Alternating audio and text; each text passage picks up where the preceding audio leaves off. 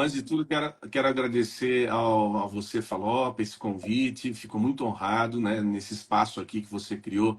Isso é muito bacana, né, para a gente divulgar boas ideias, você passar a sua experiência, né? Você tem uma larga experiência dentro do futebol.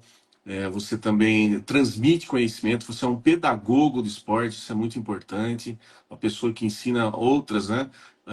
As técnicas, habilidades, mas não só isso, a conduta dentro de campo, a conduta dentro do ambiente de treino, que não é só campo, né? Nós sabemos muito bem disso.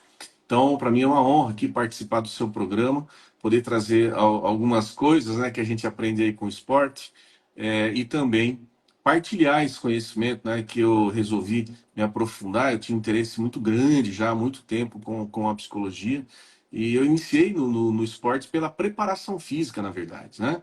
Fui por muito tempo Legal. preparador físico, né, de equipes de basquetebol, de voleibol, de futsal.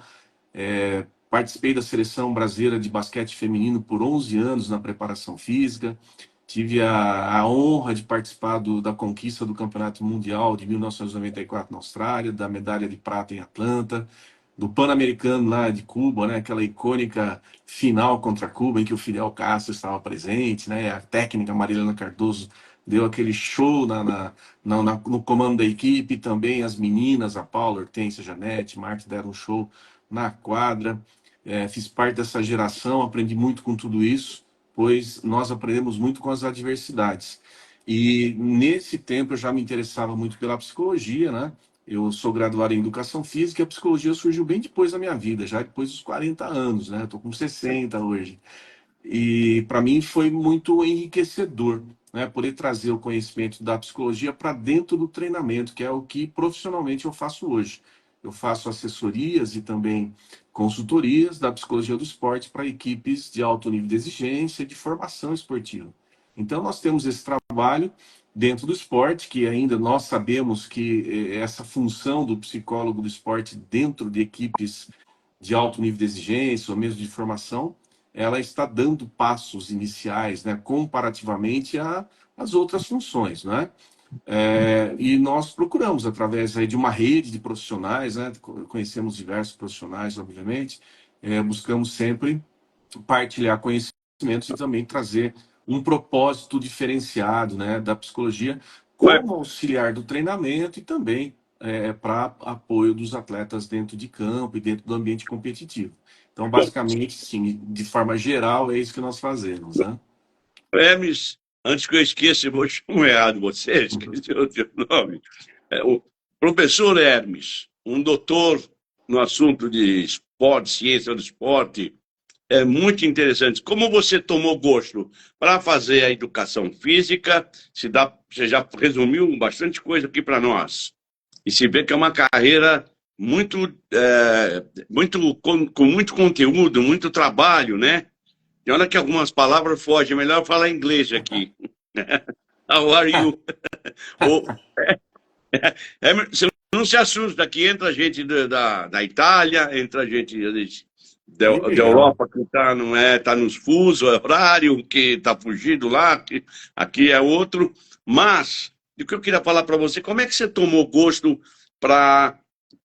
Você deu uma pequena explicação que eu entendi da psicologia, que você foi da educação física para a psicologia, mas suas passagens, o que te deu o estalo? Eu, por exemplo, para fazer educação física, eu fui ser preparador, que eu queria ser, que eu queria fazer mais esporte que estudar, eu queria jogar bola, eu queria fazer isso.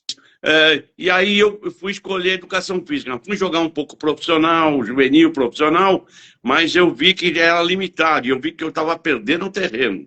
Aí eu disse, você, como é que foi o Hermes? Você começou jogando na rua bola, ou você começou já estudando? Fala o Hermes. Vamos lá.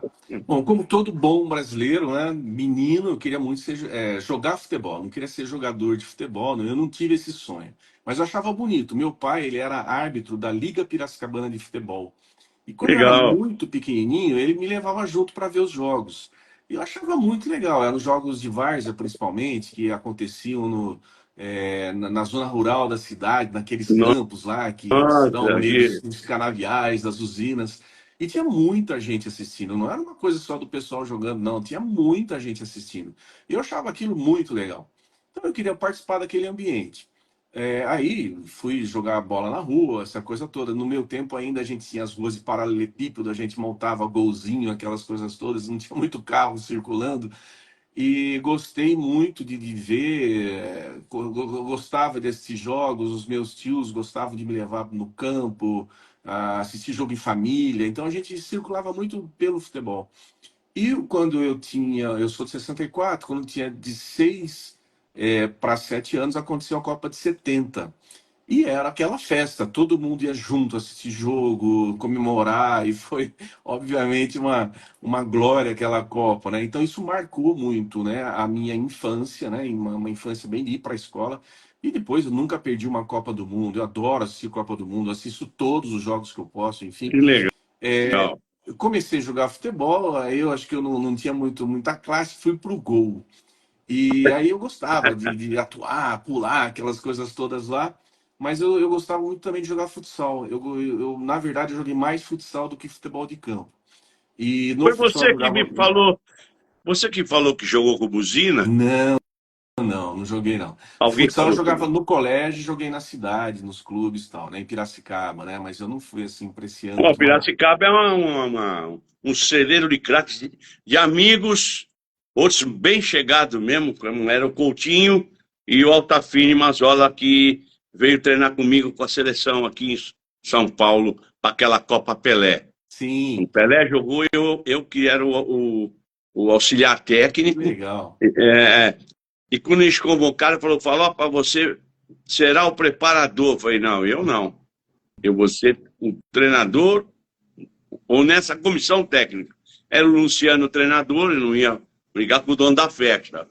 E aí eu fui ser auxiliar, porque era a minha área mesmo, era a minha praia, e não tinha, não é demérito, nada de, imagina, mas é que eu tinha esse dom, eu acho que eu tinha o dom, desde acho que da barriga da minha mãe, Que ir pro legal. futebol e depois, não tinha, e eu achei muito legal. O Hermes, você tem uma passagem aí sensacional. Você falou duas palavras que mexeu comigo. Você viu, nós vamos falar de mente de campeão. Eu vou ter que entrar no meio com algum assunto, você não se impressione. Hermes, é o seguinte, o Brasil ganhou a Copa de 70. Você viu histórias aí, do Pelé, que o Rivelino, que o Gerson. Você viu força mental naquela equipe do Brasil de 70? Olha só, hoje eu vejo com outros olhos, obviamente, tudo aquilo, né? Eu procuro ver muitos jogos inteiros, não consigo ver, a gente não tem tanta disponibilidade, mas muitas histórias dos jogos, né? Que os canais de TV passam. E a gente vê algumas marcas muito importantes, né? Sobre liderança, por exemplo. Tinha uma liderança reconhecida por competência, que era do Pelé, né? Então, era uma referência muito forte, né, do craque, do que decide. E se a gente perceber o estilo do jogo do Pelé na Copa de 70, ele muda muito sobre como ele atuava antes da Copa de 70. Então parece que ele tinha uma atuação física e cerebral ao mesmo tempo. Você percebe que ele não se movimenta muito no campo, ele faz os movimentos necessários, né? E ele dá muita assistência, por exemplo. E isso é uma marca fantástica dele na Copa de 70. Outros jogadores também muito inteligentes, como o Gerson, o Tostão, o próprio Carlos Carlos Alberto, Alberto né? Torres. É. Isso. Então, nós tivemos um time de jogadores que tinham condição física excepcional e também uma leitura de jogo diferenciada, né? Então, foi uma constelação de jogadores ali, né? Foi um monte de estrelas junto, né? E o Pelé, obviamente, é um grande referencial, né? Então, eu acho Sem que querer, isso traz a força mental da equipe também, né? sem querer falar do meu livro aqui, não é para vender o livro, mas é falar uma pesquisa minha, que não tem segredo, e você vê a força física e mental do Pelé no jogo contra a Suécia. Eu tenho aqui o gráfico do gol no livro, inclusive a jogada que as pessoas podem estudar. É claro que ele está falando para a gente estudar a jogada do Pelé, não tem Pelé, você tem, eu vou usar o termo que eu uso, que usavam comigo e uso até hoje, fabricar. Você vai ter que fabricar uma jogada igual essa do Pelé. Ele rouba a bola no bico da área. Quando eu comecei a ver a filmagem desse gol, né, que eu era pequenininho, e aí eu fui ver depois, claro, para escrever um livro e tal. Ele rouba uma bola, ela é aliviada ali na entrada da área do Brasil, é o Pelé, não é o Didi.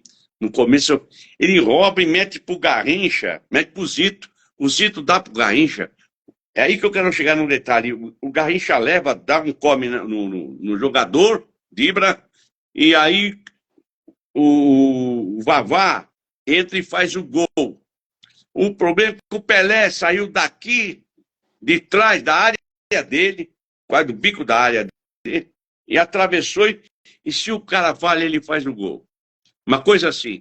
Você vê a determinação de um jogador. Agora vamos para qualquer esporte. É muito importante, não é, Emerson? Sim, a gente percebe que o Pelé, desde muito cedo, ele conhecia o jogo, né, de uma forma diferente, ele concebia o jogo de uma forma diferente. Então, além dele ser, por exemplo, um articulador, ele era um excelente finalizador, né? Então, ele fazia a leitura, e muitas vezes o jogador que faz muita leitura de jogo, e a gente tem vários exemplos aí no futebol mundial, eles preferem, às vezes, passar a bola do que finalizar, porque eles encontram, muitas vezes, companheiros em situações melhores, né? Mas o Pelé tinha essa marca, ele recebia a bola, ele articulava, né, a jogada com outros e tal, mas ele era um excelente finalizador, né? Muito objetivo nas suas finalizações. Obviamente, ele tinha uma capacidade física acima da média, né? Ele era um velocista, por exemplo, um jogador de Explosão, rapidez, de potência, não é? Saltava explosão. muito bem, né? Então ele era um jogador. Um monte de coisa podia acontecer de bom em um só, foi nele, né? Então É. ele recebeu tudo isso e traduziu isso tudo de uma forma excepcional de jogar, né? E Fizeram um percebe-se teste que. com ele, viu, Emerson? Hum, MC, só para você, o professor Mazei me contou, fizeram um teste com ele, tudo deu 8. É 10, né? 8. Ele, que ninguém é perfeito. Ele era perfeito, vamos dizer é, assim. Realmente eu testei, em jogo sem querer, eu testei ele aquecendo, em situações que eu enxerguei na prática. Eu falo, Pelé, os repórteres estão indo para lá quando eu jogo a bola para vocês, vão atrás de você. Não é possível isso aí. Então eu falo que vai para a direita, você vai para a esquerda. Eu acho que eu comentei com você. Ele é impressionante, gravou imediato, né? Você viu que eu tive dificuldade de troquei seu nome aí. sim, Ele, sem não- problema. ele era bom nisso aí. O Mazei me contou depois, na concentração, essas coisas, que eu me lembro que ele chegou lá para o jantar e eu contei outro dia para uma entrevista para o Elias Awad, que faz bibliografias e tal. Eu contei isso aí. Ele chegou na concentração lá no Guarujá, no Hotel Casagrande, e foi dando a mão pro pessoal. Nós estávamos jantando. E chegou no Riva, chegou no Edu, chegou no Jairzinho, e estava chegando na minha mesa. Que eu estava comendo com a comissão técnica, o professor Mazei, Catum. Quando ele chegou, eu falei, ele vai chegar aqui, meu nome vai. Que nada. O professor falou, opa, tudo bem com você? Deu a mão. E eu lembrei que falaram que ele não esquecia nada.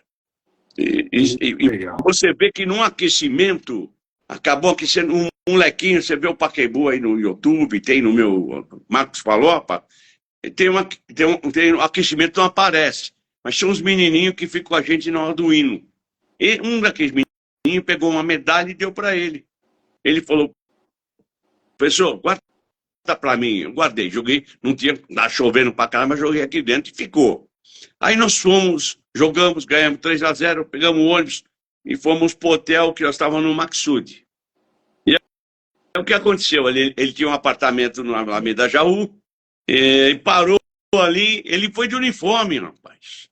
E claro, tomar banho no hotel, na casa dele. O que aconteceu? A hora que ele ia descer, ele falou, professor, minha medalha. Olha Porra, só. ele não tem mole, não. É impressionante. E a coisa engraçada dessa história é que a hora que ele desceu, os jogadores tudo dedaram que era ele que estava descendo antes. Vai, Pelé! Vai, Pelé! Ele teve que ir, ó, para dentro do prédio lá. Que Legal, deve ter muita Mas história dele. conta você sobre Mente de Campeão, Hermes. Que Vamos nós lá. achei sensacional o teu título e eu fiz umas anotações. Eu vou deixar você à vontade para falar. Bom, eu preciso só falar de onde surgiu isso, né? Porque é Tá, importante entender o tá bom. movimento. Quando eu comecei a trabalhar com a educação física, né? Foi bem no começo da carreira, eu já decidi que eu queria trabalhar com treinamento esportivo. E tinha um treinador de tênis e mesa em Piracicaba, muito conhecido no Brasil, que é o Fran Camargo. Ele Sim, me chamou para trabalhar com ele, né? E ele já era, naquele tempo, da seleção brasileira de novos, né? Das seleções de base. E eu fui para a seleção, entender o tênis de mesa, e eu conheci o treinador da seleção adulta, que era o Maurício Kobayashi. E o Maurício, ele, de uma forma muito gentil e generosa, ele queria conhecer, né, o trabalho que eu ia fazer com os meninos, que teria aí atletas dele, que ele tinha um clube em São Bernardo, quer dizer, ele trabalhava no clube em São Bernardo, e ele começou a conversar comigo. Ele tomou um sábado lá de uma competição, um sábado quase inteiro, e ele foi falando sobre como ele conduzia o treinamento. E na condução do treino dele, ele colocava como ele integrava a psicologia ao treino dele, que era um treino técnico, né? Ele não tinha preparador físico específico naquele tempo, e ele fazia todas as partes, na verdade. E ele era um autodidata na psicologia, ele fazia as leituras e aplicava dentro do treino. E eu achei aquilo muito interessante. Por quê? Os atletas dele tinham um comportamento, uma conduta diferenciada em competições, em finais. E ele foi explicando o que ele fazia, como é que ele organizava a preparação dos atletas para o treino, a preparação para o jogo, como é puxa. que ele organizava comportamento em momentos de pressão, momentos de decisão. E realmente ele fez um trabalho diferenciado. Para a gente ter ideia de quem foram os atletas dele, né? Dois dos mais importantes do Brasil, o Cláudio Cano, né? Que foi talvez o Sim, maior mesa-tenista do Brasil, e o Goiama, que é um dos maiores medalhistas de Jogos Pan-Americanos, né? E ele teve esses dois atletas sob seu comando. Então, para entender o movimento, eu falei, puxa vida, eu preciso entender como é que ele faz esse negócio. Eu comecei a me interessar pela psicologia a partir disso. Ele me indicou lá os livros que ele lia e tal, e eu fui desenvolvendo esse conhecimento durante um tempo e me interessei muito pela área, né? Porque eu percebia as demandas no ambiente do treino. Aí eu saí do tênis de mesa, fui para o basquete feminino em Piracicaba, que tinha lá a Paula, né? O time da Paula jogando, de outras atletas, onde eu pude trabalhar com a Marilena Cardoso e entender um pouco mais, né, disso tudo. Ela me levou para a seleção brasileira em 1990 e eu fiquei até 1999 para 2000. Aí que participei de todas as campanhas. E eu percebia a importância, né, do treinador dominar a psicologia também, os elementos da psicologia para o treino. Por quê? Queira ou não, o próprio jogo do basquetebol é um jogo muito emocionante, né? Com as paradas, com a alternância de placar, decisão, essas coisas todas. E fazia com que nós tivéssemos que orientar as meninas para poder elas terem um melhor desempenho. E a gente teve sucesso em vários momentos. Contei com a ajuda do professor Valdir Pagan, que era um apaixonado pelo Eu treinamento conheci mental, bem o Valdir, né? ele trabalha na Secretaria de Esportes. Isso, uma pessoa maravilhosa. É, Infelizmente, o Valdir não está mais eu conosco. sei. E ele incentivou muito, a gente abriu esse processo em 94, 96 com a seleção, e foi muito bacana. E daí, Ô, Hermes, até entrou um do basquete aqui, é o Netim Vôlei, não sei, do vôlei.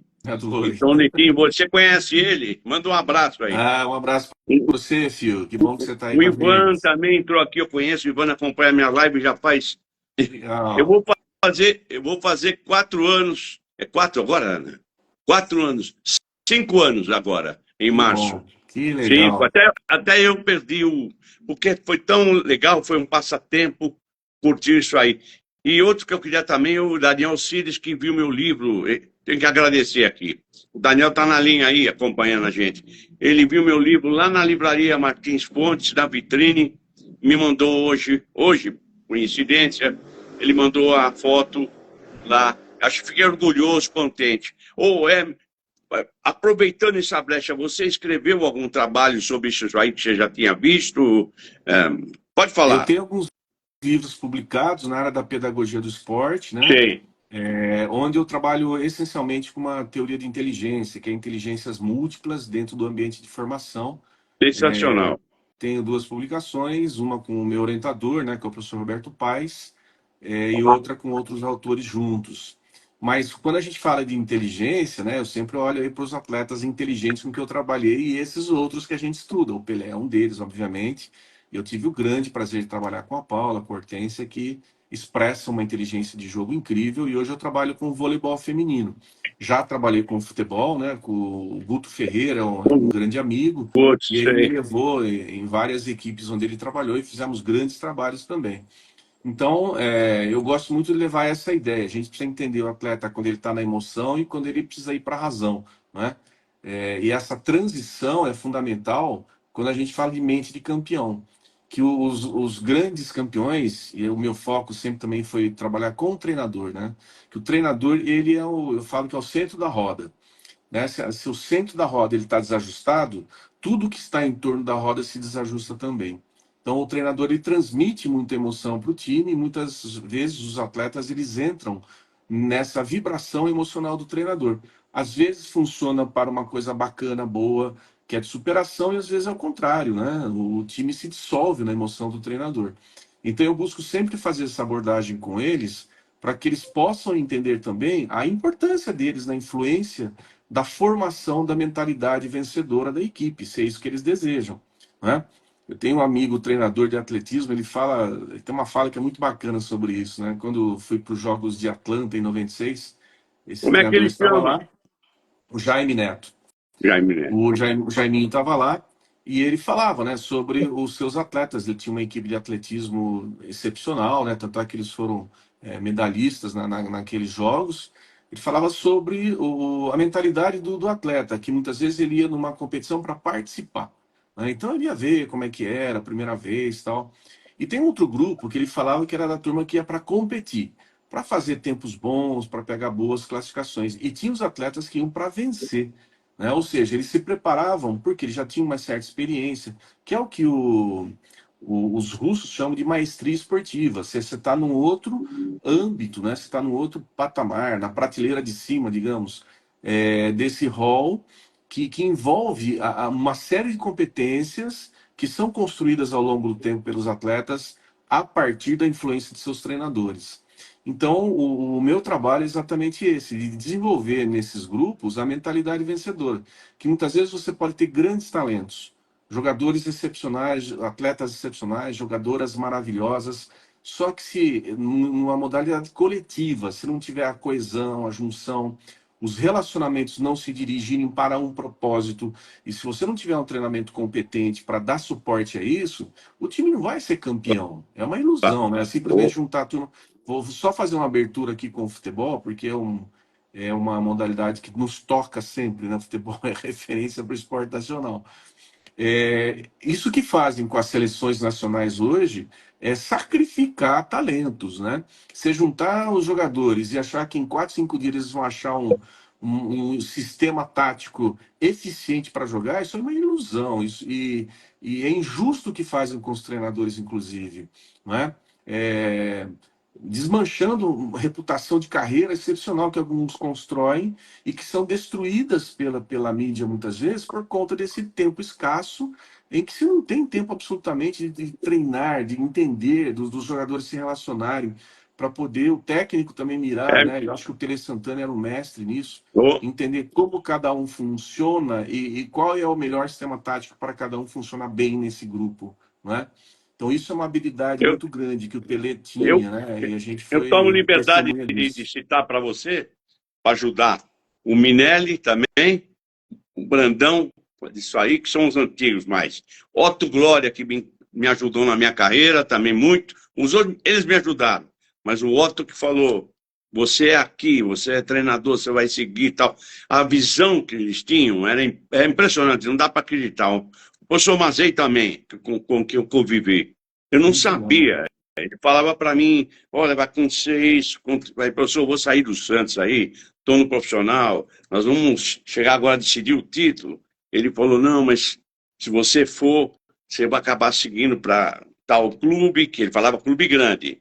Você vai para outro clube, depois você vai para a FIFA, não sei o quê. Eu olhava para ele, claro que eu já tinha feito algum trabalho para a FIFA, mas não foi só isso.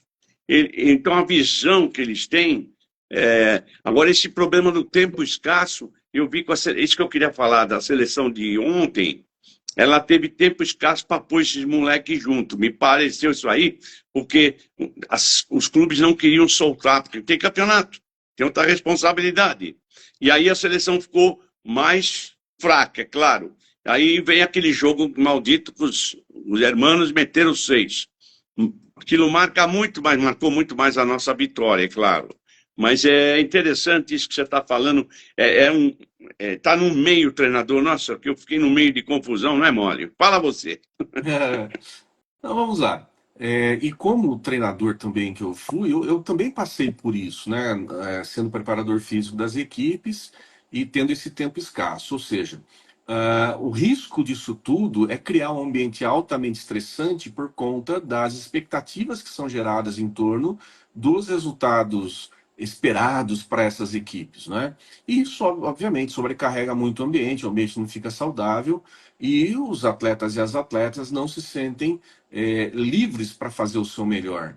O risco disso, o risco de lesão, o risco de individualizar muito o jogo, o risco de queimar etapas, obviamente, e também Claro. um atleta que tem talento, às vezes um atleta que tem talento para participar num futuro breve de uma seleção, muitas vezes é queimado nesse processo. Então, isso tudo devia ser melhor repensado no calendário, que a gente sabe que as confederações, as federações, sempre obedecem o calendário FIFA, né? No caso do futebol e no caso do basquete da FIBA, do É, vôlei do FIVB, enfim. é, A gente tem que ter um olhar para o protagonista do espetáculo.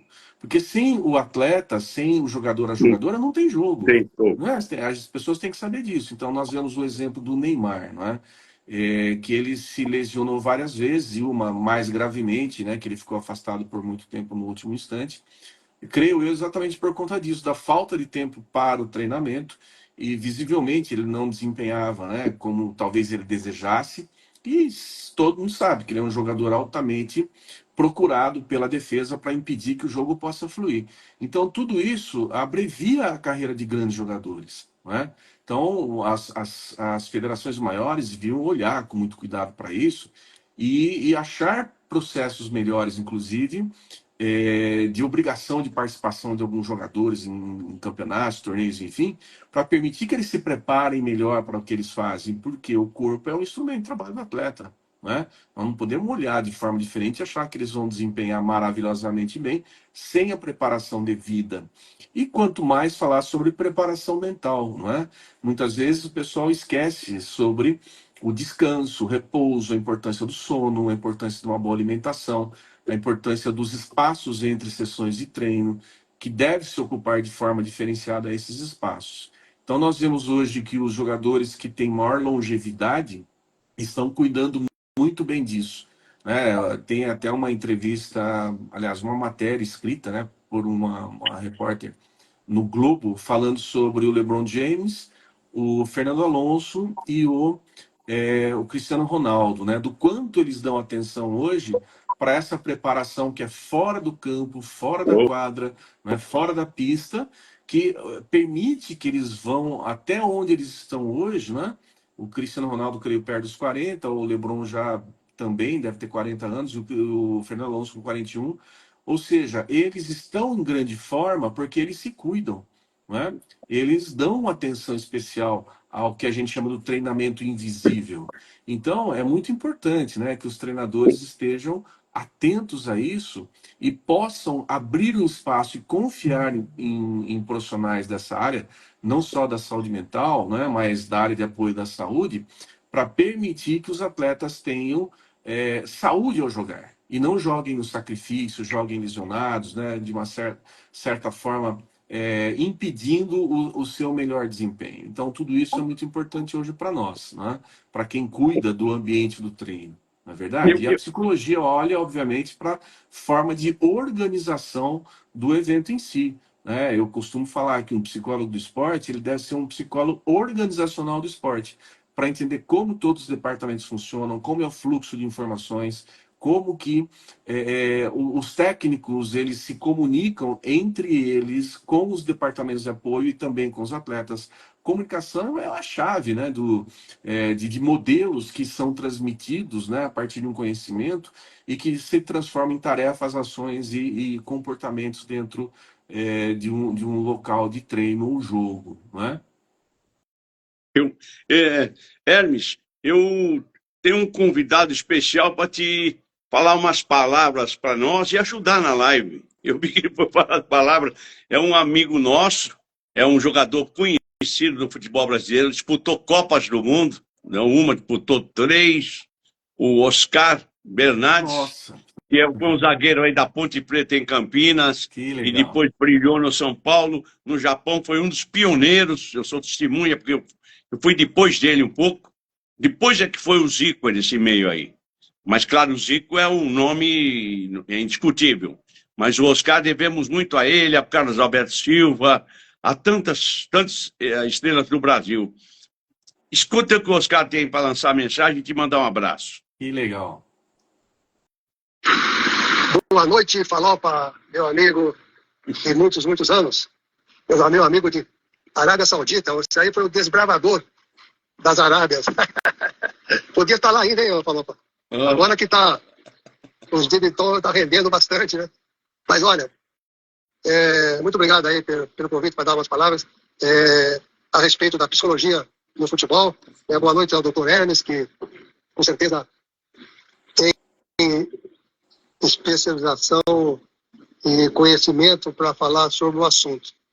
Eu posso falar como atleta que fui e como treinador, né? Então, sempre lidei com isso. O atleta, de fato, tem um problema, não digo problema, né? Mas eu acho que é uma coisa que tem muito significado e muita importância, né, no seu desempenho físico e na saúde mental de cada jogador ou de cada atleta em determinadas atividades, não só no futebol, como também no vôlei, que é uma coisa que eu quero dizer daqui a pouco, e em todos os outros esportes, né? O atleta, vamos dizer, no meu caso, né, de quando jogador, eu sentia muito mais confiante, muito mais forte, né, se eu ouvisse, né, uma palavra, uma preleção bem feita pelo treinador. Isso aí nos dava aquela vontade muito maior de ir para o jogo e de vencer. Porque cada atleta ele tem o seu problema pessoal, o seu problema em casa, o seu problema físico. Então, é muito importante que ele seja cabeça forte, que ele saiba lidar, né, com os problemas negativos e com os positivos, né, sem excesso, né, para não virar, né, um excesso de confiança, um atleta que tenha, vamos dizer assim, mascarado, né, no caso, quando isso acontece, ele acaba em pouco tempo também sendo derrotado pela própria do seu próprio posicionamento, né? Mas, do modo geral, eu acho que a gente usa mais pelo lado positivo mesmo, de dar a confiança, né, do jogador, do atleta, vamos dizer assim, entrar em campo e poder desempenhar, né, dar tudo a sua parte física e ter o controle de como lidar com o torcedor, mesmo tendo uma vaia, ele possa ter a firmeza, possa ter aquela força da personalidade para ele não ser abatido dentro de campo, né? E é sabido também que o jogador, que o atleta bom de cabeça, ele rende muito mais, né? Ele tem um desempenho muito maior. Então, esse trabalho é muito importante para que ele não caia também em outras tentações extra-futebol, fora do campo, que ele rechace convites que possam levar ao fracasso durante a partida. Então, esse trabalho é muito importante. Eu, pessoalmente, sou testemunha do bem que me fez eu ter a cabeça boa, ouvir bons conselhos e só colhi bons resultados e muitas vitórias. Tá bom? Então, assim, eu quero dizer ao Dr. Hermes, parabéns. Eu sei que o trabalho dele é muito importante. Eu estava dizendo agora há pouco o que dizer a respeito do vôlei. Eu admiro muito o voleibol brasileiro pela força, pela vontade, pela gana que eles disputam uma partida. Isso tudo é fruto de um trabalho físico, é lógico, mas também de um desempenho mental que é feito, com certeza, junto a todos os atletas. Isso é notório. A gente vê porque é um esporte mais, vamos dizer assim, mais competitivo, né? Assim, mais rápido, mais competitivo. E eu vi, assim, desde a era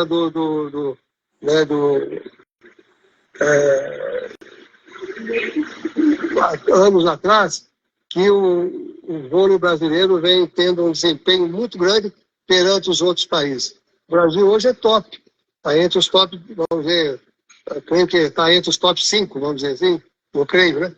Eu acho que até menos. Mas é notório. Então, parabéns ao Dr. Hermes pelo trabalho e vamos seguindo em frente. Tá? Palopa, muito obrigado aí pelo convite, participar da sua live. Acho que tomei muito tempo, mas é isso aí. Dr. Hermes tem muito mais coisa para dizer do que eu, do meu pensamento, e certeza é um especialista no assunto. Tem, com certeza, inúmeros exemplos que ele possa citar aí. Tá bom? Forte abraço aí, uma boa entrevista a todos vocês. Obrigado, Oscar. Muito importante suas palavras. Ele até se alongou para ajudar. Ele falou de assuntos muito importantes. Ontem que eu te falei que eu vi o negócio do vôlei, tem coisas que apareceu disso aí para mim lá. A determinação, o trabalho do Zé Roberto, assessorado também nisso aí. Fala você, Hermes, que é o nosso convidado especial. Vamos lá, antes de tudo, cara, que bacana o Oscar tá aí, né? O Oscar foi um ídolo de juventude, que eu me lembro muito bem. Um dia eu quero sentar com ele e perguntar a ele pessoalmente sobre o recorte na minha mente que vem quando eu ouço falar do Oscar, que foi aquela cabeçada maravilhosa que ele deu num 3-2 que nós perdimos para a Itália, e eu vi aquela bola entrando. Eu acho que o mundo viu aquela bola Foi. entrando, né? E foi um lance sensacional. Acho que ele fez o melhor dele que ele podia lá. E aí tinha o outro lado, o goleiro, que também fez o melhor dele, que foi um lance espetacular num jogo que foi épico, né? Então, gratidão, Oscar, aí, por todas as suas palavras, né? Sua presença também. Trabalhei na Ponte bastante tempo, né? No basquete feminino da Ponte Legal. Preta. E o Oscar é uma referência aqui em Campinas. Eu moro em Campinas hoje. E também, né, no esporte nacional, né? Uma pessoa de uma elegância incrível quando jogava, né? E também como pessoa, muito admirado. Então, para mim é uma honra, né, Falopa? Grato aí pelo presente que você nos oferece, né? Que ano que E, você obviamente, trabalhou na Ponte? eu trabalhei em 92 e 93. Acho que o Vanderlei Luxemburgo que era Legal, o técnico. estava lá trabalhando com o Juvenil da Olha que Ponte, e de lá legal. fui para o União de Mogi. E tinha uma jogadora, acho que americana, que chamava atenção lá. Ou alguma coisa que havia no basquete lá da Ponte, eu me lembro. Nós tínhamos várias jogadoras. A gente tinha uma argentina, tinha uma russa, depois no ano seguinte fez uma Isso. americana, né? Tínhamos Legal. várias jogadoras. E foi uma passagem brilhante. Inclusive, naquele ano que eu estava, a Ponte Preta tornou-se campeã mundial interclubes, né? Num campeonato que foi em Guarulhos, foi um campeonato muito legal. Sensacional. Eu também tive essa passagem aí na Ponte Preta, né? Me orgulho muito disso também. Então, tudo isso aí que o Oscar fala, isso é muito verdadeiro. A gente precisa de muito apoio ao atleta. Tem uma coisa que é importante também. O atleta, quando ele começa a despontar para o mundo do esporte profissional, principalmente, ele começa a ser muito visto, né? E alguns tornam-se figuras notórias, né? São exemplos para as pessoas. E também começam a ser pessoas muito visadas, inclusive para outros oportunistas, né? Que se aproveitam disso para aparecer junto com o jogador e tal. E nem sempre vem pessoas, às vezes, que estão com uma boa sustentação para aconselhar bem atletas. E, obviamente, os atletas se envolvem aí com pessoas que querem estar próximos e juntos, e muitas vezes, como o Oscar falou, é preciso de pessoas que deem bons conselhos, não é? Que apontem boas direções. E para isso, né, nós usamos uma figura, né, hoje aí, que é muito comum falar sobre isso, sobre um mentor. Né? Então, muitas vezes, um atleta que está em formação e tem uma prospecção de futuro profissional no esporte, no futebol, no vôlei, no basquete, seja onde for, ele precisa de alguém que seja esse orientador, que seja um bom conselheiro, né, que faça Verdade. bons aconselhamentos. Nós temos vários treinadores que têm esse perfil, muitos outros evitam de se aproximar do atleta dessa forma, mas outros não, eles buscam, né? A gente tem o exemplo do Cilinho, por exemplo, que ele buscava dar uma formação diferenciada para Eu os ia seus atletas, falar isso para você. não é? O Oscar foi muito ligado ao Cilinho também. Isso, e a gente sabe das histórias dele, né? Eu tenho um grande amigo que jogou com ele Quem que é? num clube, o Fabinho, né? A gente chama ele de Fabinho Silva, né? Sei. Aliás, Fabinho Stabilin, ele jogou em Americana com o Cilinho. E ele conta grandes histórias dele, né? Sobre essa preocupação de mostrar bons exemplos de conduta aos atletas, que ele sabia dos caminhos que às vezes nem sempre são tão suaves assim dentro do esporte profissional. Então, ter essa pessoa hoje nesse lugar do trabalho, do treinamento, é muito importante, né? E os dirigentes devem abrir esse espaço. A gente ouviu aí outro dia um dirigente de um clube grande falando sobre a importância, né, que se deve dar às diversas áreas do treinamento. Ele citou também a psicologia, a fisiologia, como sendo uma área mais distante do centro do trabalho. Eu discordo, Eu porque o grande discordo. comandante é o que faz as coisas acontecerem. Então, o psicólogo, ele precisa estar próximo ao treinador, entender sistema de jogo, entender de como ele quer desenvolver a mentalidade da sua equipe, porque todas essas informações, elas vêm para o atleta para ele poder traduzir isso em ação. E muitas vezes o atleta ele não entende o que o treinador deseja. Não é? Porque o treinador tem dificuldade em comunicar o seu modelo de ação, o seu modelo de jogo, o seu modelo de sistema defensivo, seu modelo de sistema ofensivo e defensivo, a transição, enfim. E o jogador, ele muitas vezes, por um distanciamento, né, dessa formação cognitiva até, ele necessita de alguém que entenda os seus melhores canais de comunicação, porque senão a gente vai perder grandes talentos, que eles vão se distanciar desse alto nível de exigência, exatamente por conta disso, de alguém que às vezes lá dos 18 aos 20 não conseguiu dar a ele uma formação necessária para ele poder entender sistemas de jogo. Então, falar, para você percorreu o mundo já no futebol, né? E nós temos um feedback, isso eu acho muito importante, não só do futebol, mas eu já ouvi falar de treinadores de futebol, de basquetebol e voleibol, que o brasileiro tem muita dificuldade em compreender sistemas de jogo, não é? O brasileiro gosta de atuar muito individualmente, então ele é hábil com a bola no pé, quando é o futebol, com a bola na mão, quando é o basquetebol ou o voleibol, não é? Mas tem dificuldade de entender a importância do sistema, da estratégia, da tática. E hoje Isso isso aí tudo que é é. muito, muito importante. Sim, Nossa. mas isso é fruto, na verdade, da formação escolar que é deficiente para o atleta. Né? A gente viu, por exemplo, participei desses trabalhos de formação, e a gente percebia que os campeonatos, por exemplo, eram disputados no meio da semana para essa turma. O atleta viaja, não vai à escola, o atleta vai e faz prova diferente, não é por aí. O atleta precisa de uma formação escolar, sim, porque a escola é importante para a vida, não é importante só para o jogo. não é?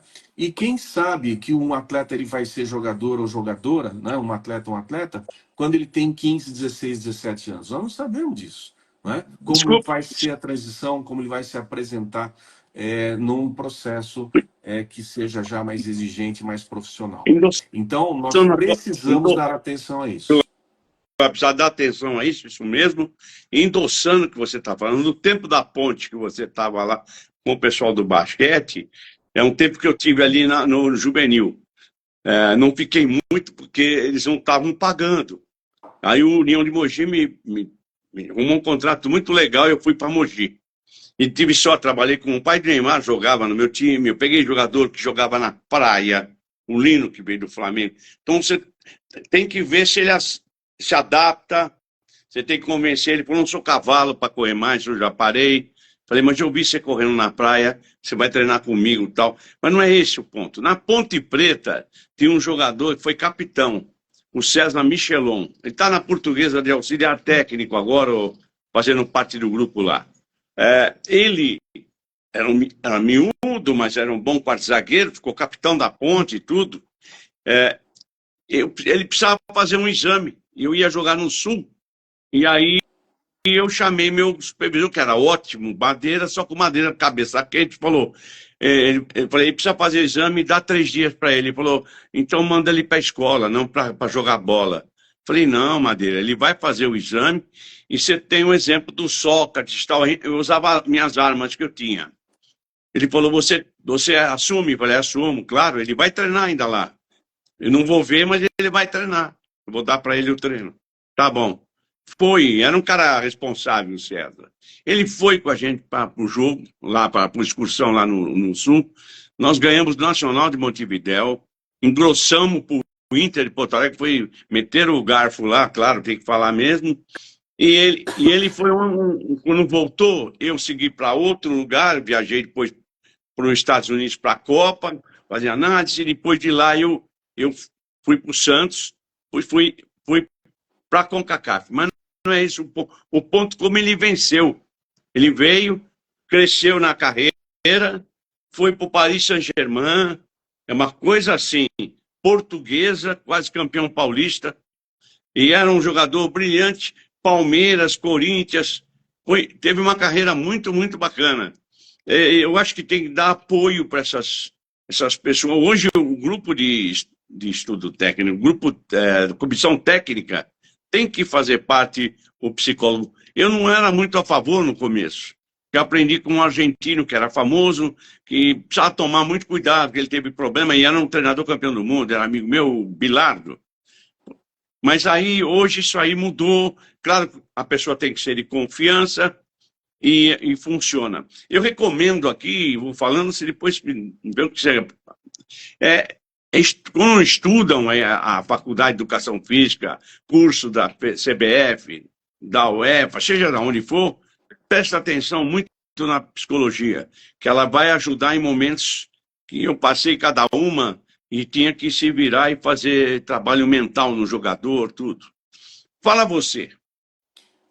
Vamos lá, vamos entender a partir de um ponto. As modalidades coletivas, principalmente, né, elas são modalidades de enfrentamento, ou seja, você se confronta com o adversário. Então, o jogo, basicamente, ele é composto pelo que a gente chama de situações-problema. E quando as pessoas não têm o manual de resolução de situação-problema, elas ficam à mercê do que elas podem fazer ali, não é? Então, primeiro, o treinamento ele serve para isso, para treinar as situações possíveis que são previsíveis que vão acontecer no jogo, não é? Então, o técnico ensina as habilidades, ensina lá os recortes situacionais do jogo, ó. Então, vamos treinar que a defesa acontece assim, o ataque assim, para a direita é assim, para a esquerda é assim, enfim, as diversas possibilidades. Mas o jogo em si, um time quer destruir as estratégias do outro. Isso aí é óbvio, isso é o jogo, né? É o princípio da batalha, é um contra o outro e vamos aqui destruir as estratégias um do outro.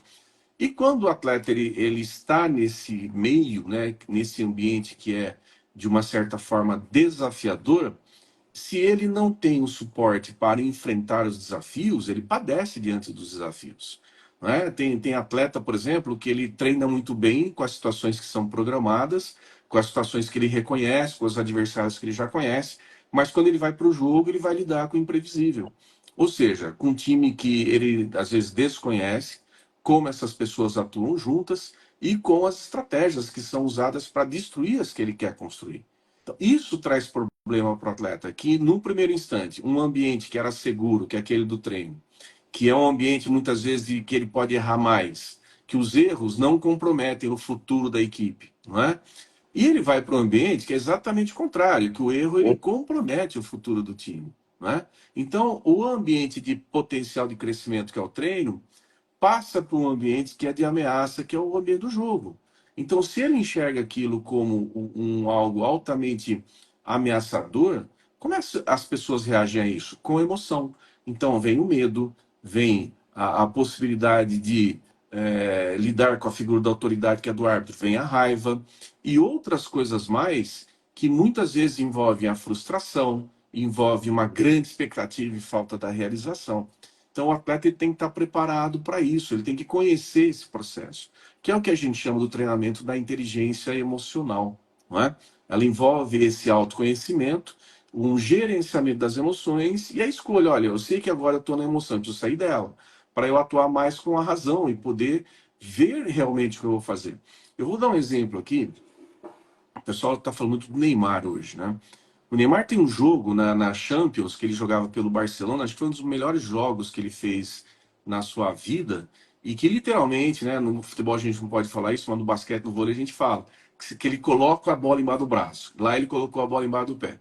Que eles jogavam contra o Paris Saint-Germain, Lembro. e ele, além de fazer gol, ele deu assistência, ele conduziu o time, deixa para mim que eu passo. Ou seja, nessa hora não é a emoção que está agindo, é a razão do Neymar que está agindo, o conhecimento. Esse jogo precisa ser estudado.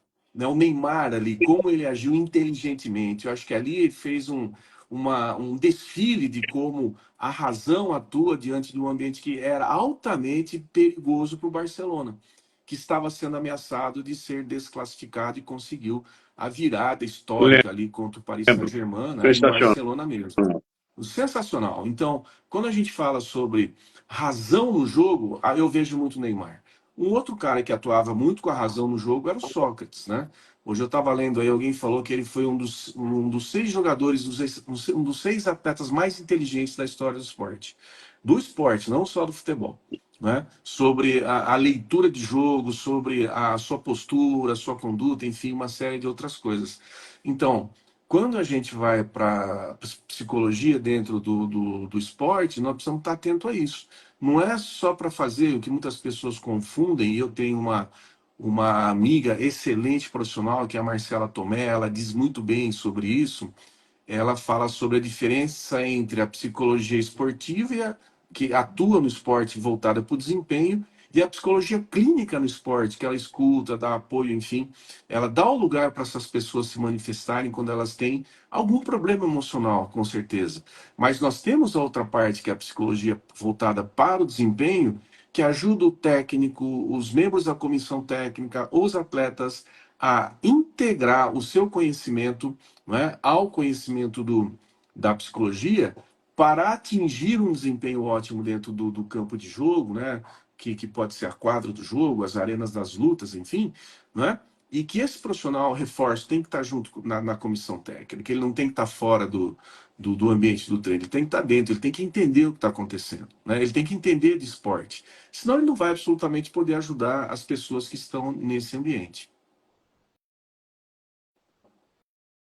Olha aí, a Marcela Tomé falou que agradece você. Entrou o Alexandre Varrone também, de Taquaritinga, que acompanha a nossa live há muito tempo. A Cláudia Nunes. A Marcela Tomé já fica. Eu vou combinar com você, convidá-la em maio, se você puder arrumar o contato dela, ou mandar meu Com contato prazer. para ela. Com Seria prazer. sensacional. E você tem que voltar para fazer, porque é muito pouco tempo para explicar uma coisa tão importante, né? Que você viu agora há pouco o Oscar falar, mas vem tanta coisa na minha cabeça que eu não posso cortar tuas explicações, que são de um catedrático do assunto que vive isso aí. E é tão importante, você nem imagina Hermes, que tem situações que a nossa prática, a universidade, essas coisas ajudam, mas trabalhar com um especialista seria bem melhor. E hoje não se trabalha mais sem um especialista. Claro, tendo condições, né?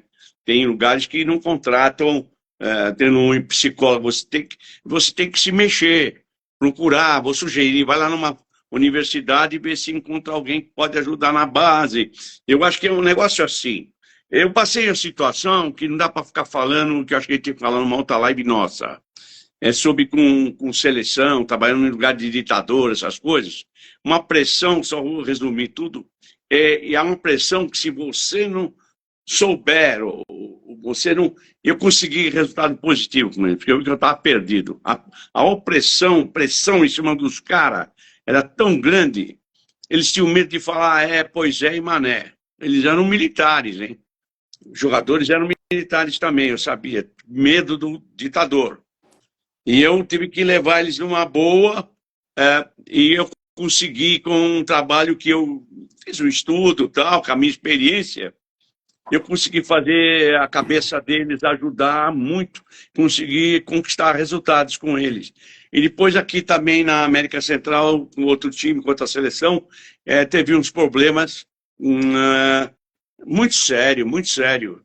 Ia para o campo para o hino, voltava porque não tinha chegado a ambulância, no Haiti. Isso mexe com o nervo do jogador, o jogador está concentrado para o jogo, eu tinha feito a cabeça deles, tudo. Tem que você trabalhar eles de uma outra forma, encaixar alguma coisa. Hermes, fala você, dá a receita para uma pessoa que quer jogar ou que vai para o vestiário, um jogador hoje. Como é que você, aquele jogador que é extrovertido ou introvertido, o que você faria?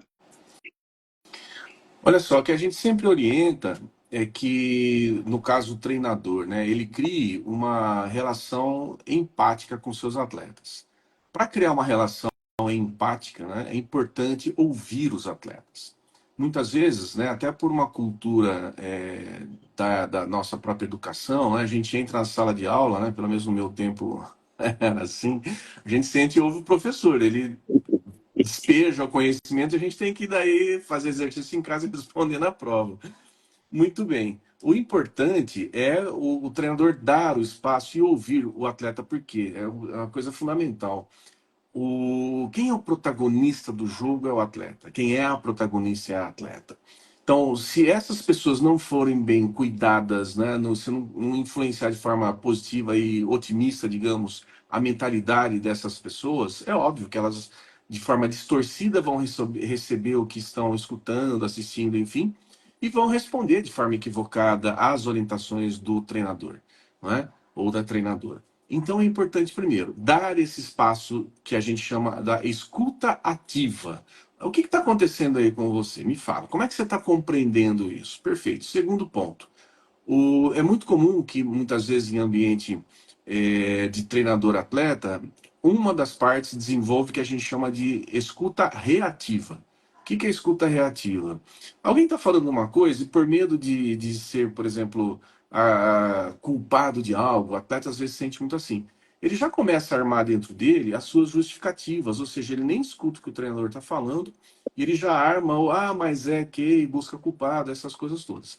Então, se o treinador ele não tiver esse espaço interno da escuta ativa, de ouvir o outro, e desenvolve a escuta reativa, o atleta vai fazer a mesma coisa. Então, a relação ela fica difícil, dura, e as pessoas se afastam, as pessoas não se aproximam, não é?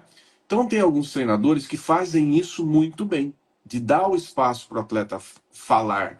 E não é o treinador ele não se fragiliza quando ele faz isso. Mas você vai dar muito ouvido para o atleta. É importante, sim, porque é ele que está recebendo a mensagem, é ele que vai agir no jogo.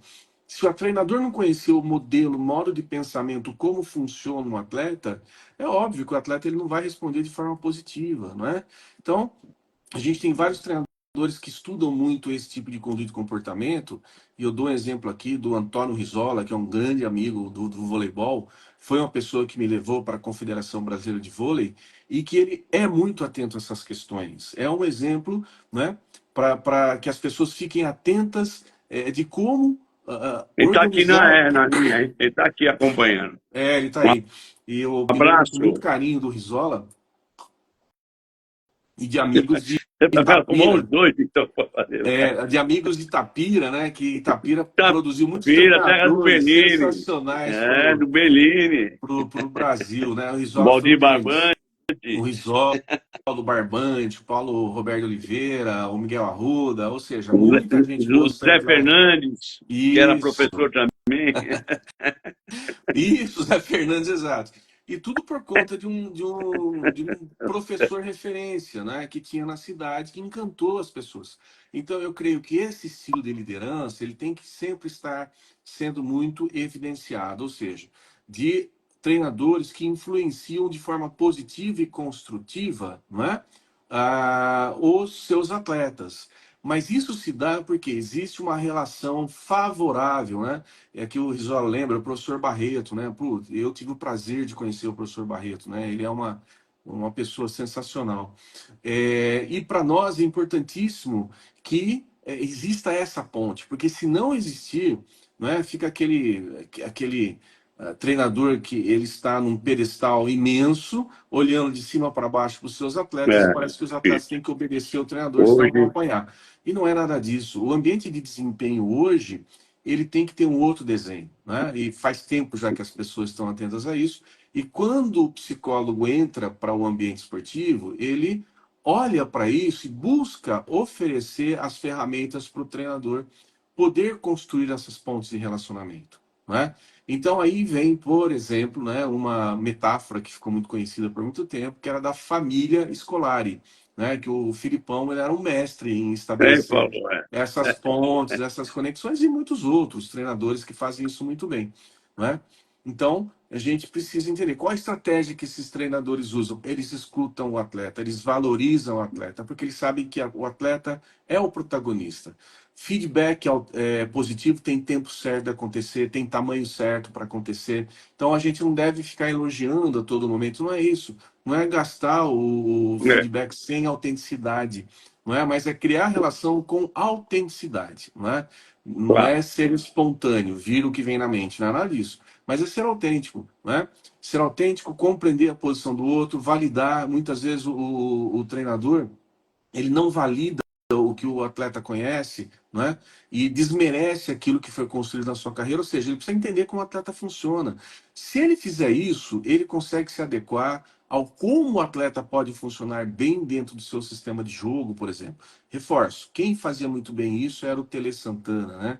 E ele teve assim times que ninguém imaginava que seriam ótimos É. vencedores e ele os tornou por conta desse tipo de conduta, tipo de atitude, não é? Então a gente precisa olhar os melhores exemplos para poder entender como essas pessoas fizeram as equipes funcionar bem a partir de atletas totalmente desconhecidos, né? Eu lembro do time do Palmeiras, né, que foi lá, acho que vice-campeão brasileiro, que era o time do Pedrinho, né, Lembro. do Escurinho, não é?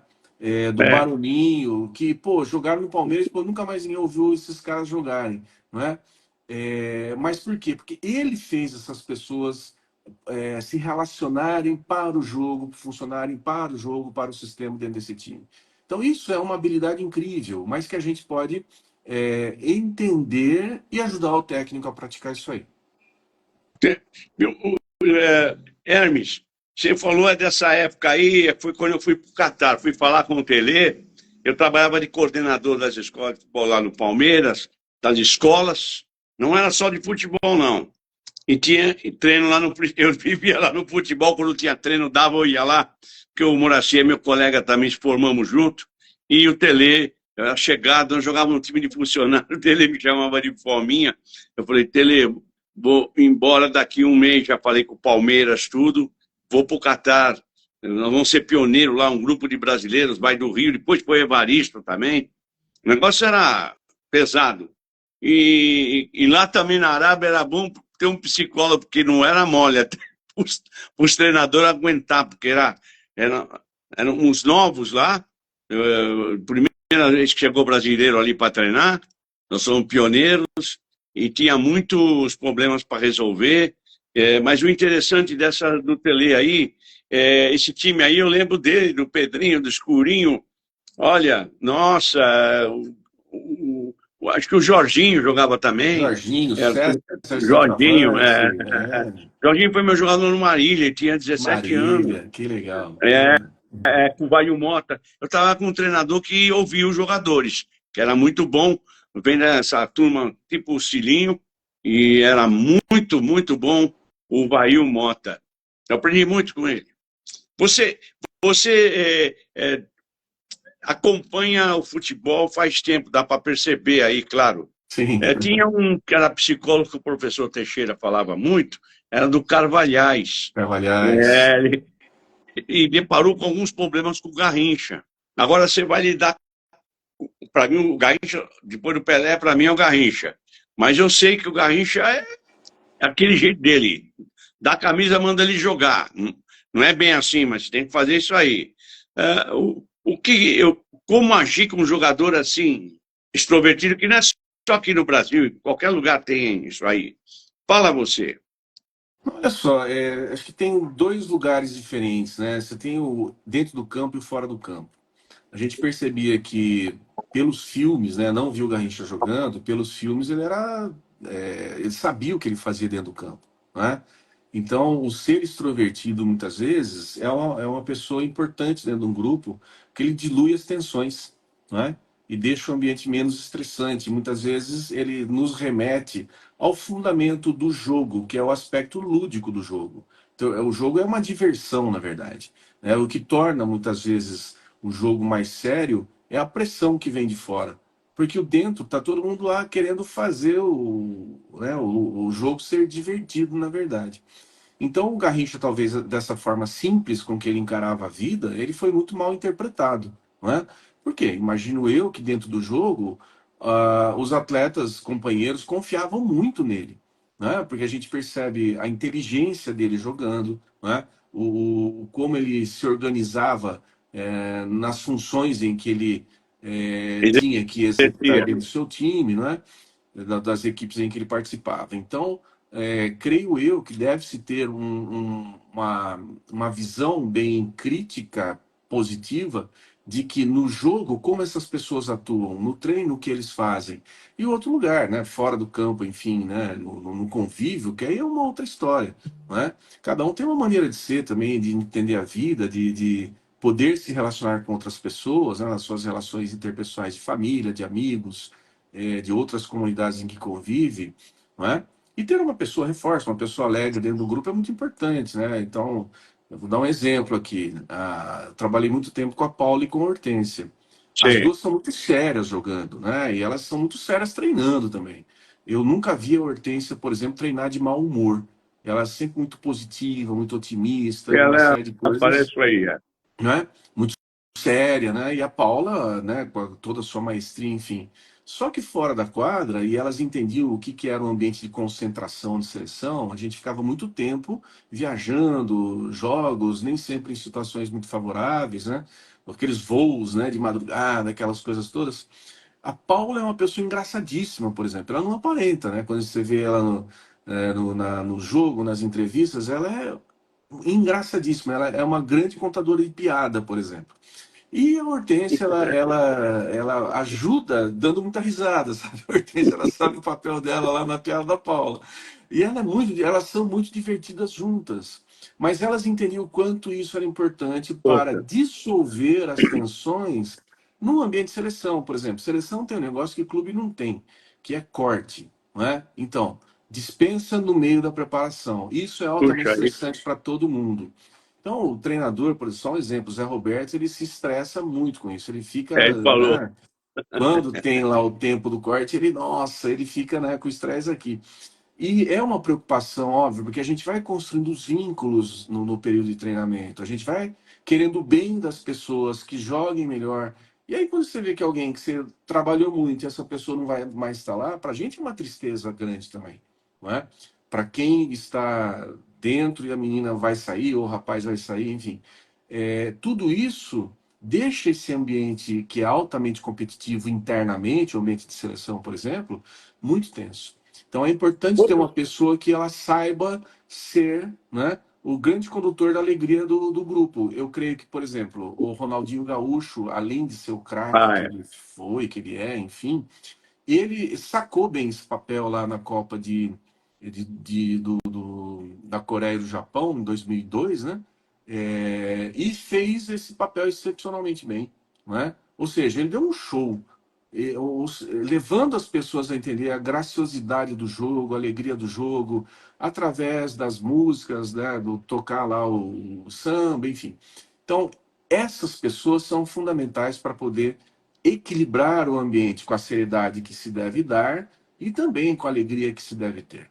Olha aqui, todos feras, falamos dos professores aí, de Itapira, e eu tinha o Everton também, que é de Itapira, se estiver vendo a gente, um abraço, era meu centroavante na Ponte, e na Ponte, rapidinho para você, tinha um goleiro chamado Fabiano, era um verdadeiro, na gíria, um palhaço, só que era cara sério jogando, foi depois para a Portuguesa tal, e eu estava nesse jogo com o Nacional de Montevidéu, o ônibus não vinha buscar a gente, demorava, nós estávamos num quartel lá no Rio Grande do Sul. E aí, o que aconteceu? Eu vi que a tensão aumentava. Cortei um pedaço da minha instrução, vamos ser mais práticos, e falei, Fabiano, conta aquela que você conhece. Foi a chave.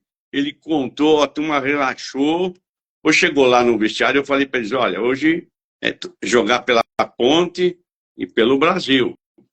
Aí eles ganharam o jogo no campo, gritaram, ganhamos pela Ponte, pelo Brasil e por favor. Eu achei legal isso, você saber lidar com a situação, foi horrível. É horrível no bom sentido. Aí você tem um desafio. Aí eu joguei o Fabiano, que é meu amigo até hoje, está em Araras. Você saber aproveitar isso dos jogadores. Agora, eu acho que esse estudo tem que ser feito com gente com formação, um treinador, cara, tem um conhecimento geral disso aí, mas sempre pesquisar. Eu queria mostrar isso para você, vou aproveitar aqui, um livro de psicologia que eu tinha quando eu dava aula na Escola de Educação Física do Exército no Rio, para treinadores. E não tinha nada aqui lá na biblioteca adquirir material. Eu sempre fui pesquisar. E tem assuntos interessantes aqui que eu estava vendo, de extrovertido, introvertido, só para bater o olho para falar para você. E a gente tem que carregar, trabalhar com essas coisas.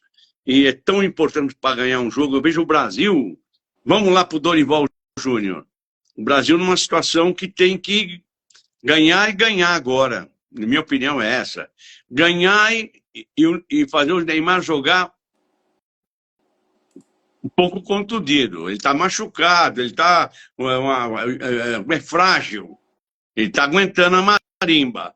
E é lógico que os caras vão chegar junto nele. O que você chegou a ver a seleção jogar algumas coisas? O Brasil fez altos e baixos. O que você recomenda à seleção?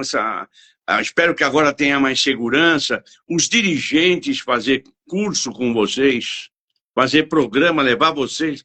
Devem levar, deve ter a CBF, não acredito que não tenha, claro, mas deve trabalhar em cima disso. Fala você, Hermes.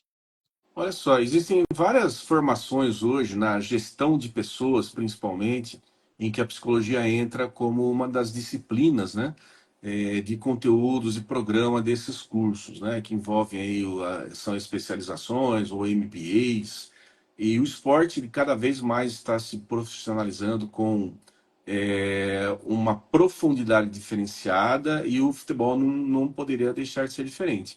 A gente tem lá na CBF o CBF Academy, que é uma formação que busca trazer isso para as pessoas. Nós temos também um outro nicho de conhecimento, que é o Universidade do Futebol, do professor Medina, que é um trabalho sensacional que o professor já faz. Aliás, o Thiago te mandou tempo. um abraço. Thiago elogiou tua participação aqui, quando soube que você ia dar aula aqui. Quando ele elogiou, eu falei, endosso tudo. São grandes companheiros. Então, a primeira viagem para os Estados Unidos, não fizemos juntos, mas retornamos juntos. Ele foi para uns outros estados americanos, eu fui para outros, eu era novo, e comigo foi um grande cara que trabalhava, e trabalhava também a psicologia, eu senti isso nele, o Pedro Pires, Pedro que era um Pires e preparador do Guarani. Sim, Ele trabalhava, ele viveu com os treinadores Zé Duarte, perfeito. Cilinho, e eu acompanhava. E, e eu me defendia e trabalhava também, legal, tal, mas cada um na sua forma, mas o objetivo era desenvolver o futebol. E eu lembro do João Paulo, e ele no São Paulo com o Minelli, na Arábia Saudita, muito, muito bom. Muito bem, então nós temos esses centros de estudo aplicado que, obviamente, vão trazer sempre grandes formações para os gestores, né? Então, sim, eu creio que a psicologia ela ajuda e a gente tem uma outra área que está paralelamente, né, participando aí com a psicologia, que é a neurociência. Eu trabalho também na FGV com um curso chamado Desenvolvimento Humano de Gestores, que tem esse fundamento de trazer essa possibilidade de compreender a pessoa, né, para os gestores poderem interagir com os modos de percepção de mundo das pessoas com quem trabalha.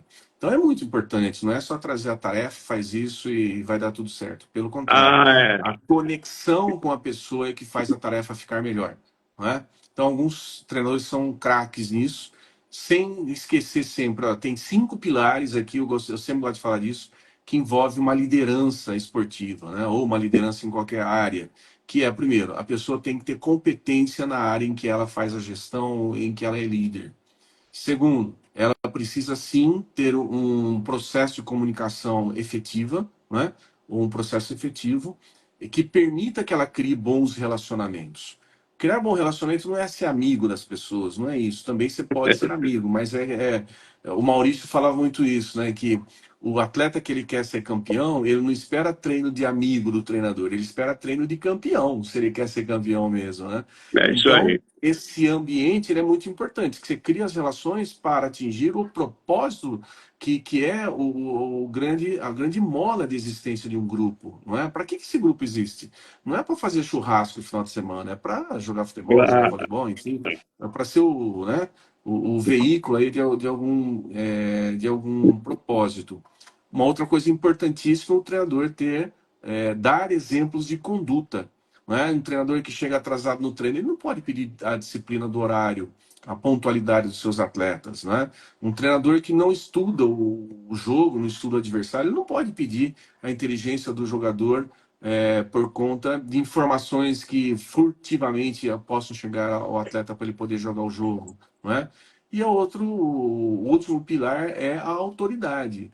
O treinador precisa sim estar no lugar da liderança e exercer a autoridade, importantíssimo, sem autoritarismo. Não é? Não é criar a distância, né, que vai fazer com que as pessoas tenham medo do treinador. Pelo contrário, né? Você tem que criar uma proximidade para que juntos vocês possam decidir as melhores ações e direções para a equipe. Então, esses 5 pilares formam os pilares da competência do treinador para ele poder ser um líder efetivo dentro de um grupo esportivo. Eu acho muito, muito importante você dar esses 5 pilares. A gente vai ter mais tempo para falar disso, porque eu passei um pouco, porque é ótimo ficar conversando com você. Eu sei que dá umas 2 horas, mas se torna também deixar o pessoal dar uma Lógico, né? descansada, claro. O pessoal está chegando no trabalho agora. Amanhã nós fazemos uma prova com isso. Olha aqui na linha está o C9, o meu amigo de Guarulhos, que é locutor esportivo, está aqui acompanhando, mandou um abraço ao meu amigo Marcos Falop, um abraço, e ao ilustre convidado. Que legal, obrigado. É sinal que deu ibope aí. Foi legal a nossa live, tecnicamente falando, e também em termos de comunicação. Você é ótimo para se comunicar. Falou de gente muito importante. Eu, às vezes, dou uma resumida no que falaram, mas você falou coisas importantes da preparação mental para ser campeão. Eu acho que não deve parar aí só, o tempo sempre a gente pesquisar, estudar, e eu agradeço muito ter contato com você. Me manda o contato da Tomé. Você me deu um estalo aqui. E acho que teria também uma jogadora de vôlei que hoje eu encontrei na academia aqui, estava com a minha senhora fazendo exercício, daqui de Botucatu, eu vi o interesse dela quando eu falei que tinha essa live.